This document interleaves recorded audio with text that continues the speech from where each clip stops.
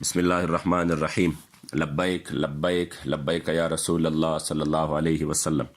محمد شفیق امینی، قائم مقام امیر تحریک لبیک یا رسول اللہ پاکستان مخاطب ہوں۔ تمام مشائخ اعظام، علماء کرام اور شاکان رسول، مختلف شعبۂ زندگی سے تعلق رکھنے والے حضور کے غلاموں، آپ کے علم میں ہے کہ تحریک لبیک یا رسول اللہ نے پاکستان میں حضور کی دین کو تخت پر لانے کے لیے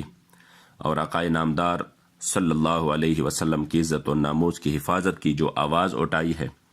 اس آواز کو دبانے کے لیے حکومت وقت نے ظلم و جبر کی انتہا کی ہے،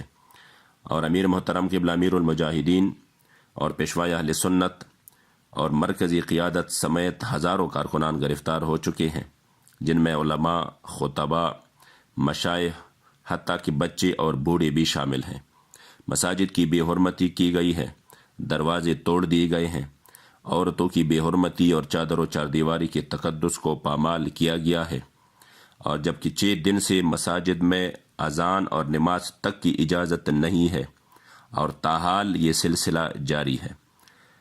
اور ہمیشہ کی طرح میڈیا نے شرمناک کردار دہراتے ہوئے مکمل بلیک آؤٹ کیا ہے،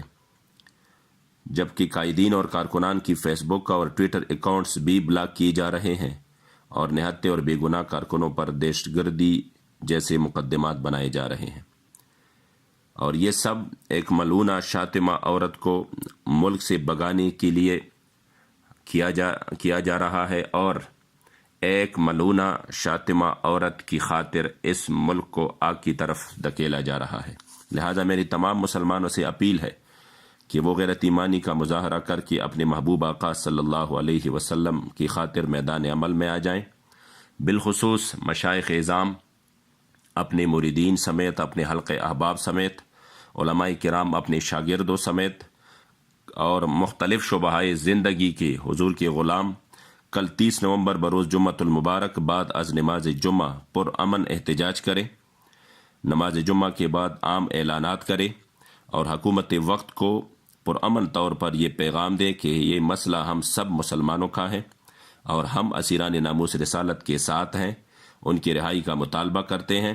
اور آسیہ ملونہ کی پانسی کا مطالبہ کرتے ہیں، اور حکومت وقت، پولیس اور مقتدر اداروں کو